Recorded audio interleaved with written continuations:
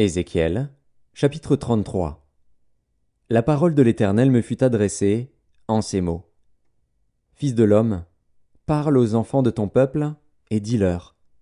Lorsque je fais venir l'épée sur un pays, et que le peuple du pays prend dans son sein un homme et l'établit comme sentinelle, si cet homme voit venir l'épée sur le pays, sonne de la trompette, et avertit le peuple, et si celui qui entend le son de la trompette ne se laisse pas avertir, et que l'épée vienne le surprendre, son sang sera sur sa tête.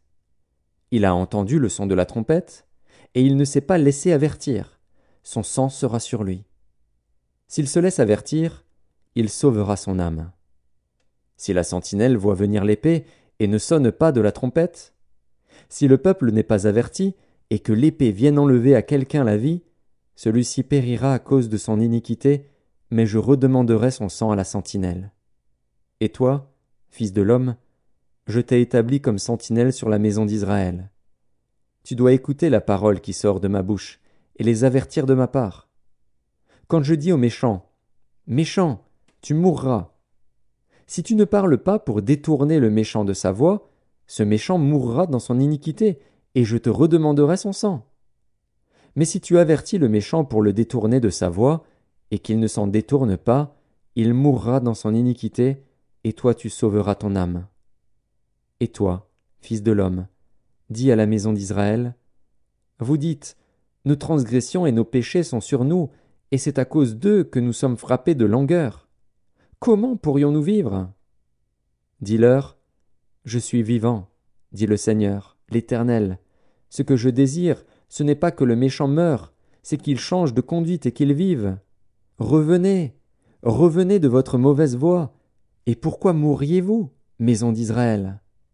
Et toi, fils de l'homme, dis aux enfants de ton peuple, la justice du juste ne le sauvera pas au jour de sa transgression, et le méchant ne tombera pas par sa méchanceté le jour où il s'en détournera, de même que le juste ne pourra pas vivre par sa justice au jour de sa transgression.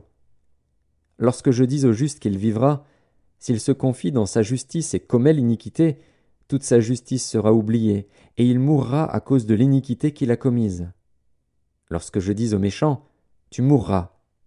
S'il revient de son péché et pratique la droiture et la justice, s'il rend le gage, s'il restitue ce qu'il a ravi, s'il suit les préceptes qui donnent la vie, sans commettre l'iniquité, il vivra, il ne mourra pas.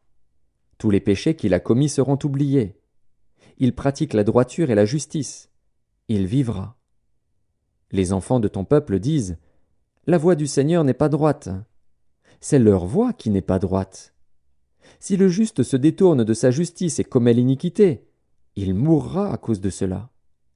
Si le méchant revient de sa méchanceté et pratique la droiture et la justice, il vivra à cause de cela. Vous dites, la voie du Seigneur n'est pas droite. Je vous jugerai chacun selon ses voies, maison d'Israël. La 12e année, le 5e jour du 10e mois de notre captivité, un homme qui s'était échappé de Jérusalem vint à moi et dit, la ville a été prise. La main de l'Éternel avait été sur moi le soir avant l'arrivée du fugitif, et l'Éternel m'avait ouvert la bouche lorsqu'il vint auprès de moi le matin. Ma bouche était ouverte, et je n'étais plus muet. Alors la parole de l'Éternel me fut adressée en ces mots. Fils de l'homme, ceux qui habitent ces ruines dans le pays d'Israël disent, Abraham était seul, et il a hérité le pays. À nous qui sommes nombreux, le pays est donné en possession. C'est pourquoi dis-leur, ainsi parle le Seigneur, l'Éternel. Vous mangez vos aliments avec du sang, vous levez les yeux vers vos idoles, vous répandez le sang, et vous posséderiez le pays. Vous vous appuyez sur votre épée, vous commettez des abominations, chacun de vous déshonore la femme de son prochain, et vous posséderiez le pays. Dis-leur, ainsi parle le Seigneur, l'Éternel. Je suis vivant. Ceux qui sont parmi les ruines tomberont par l'épée. Ceux qui sont dans les champs, j'en ferai la pâture des bêtes.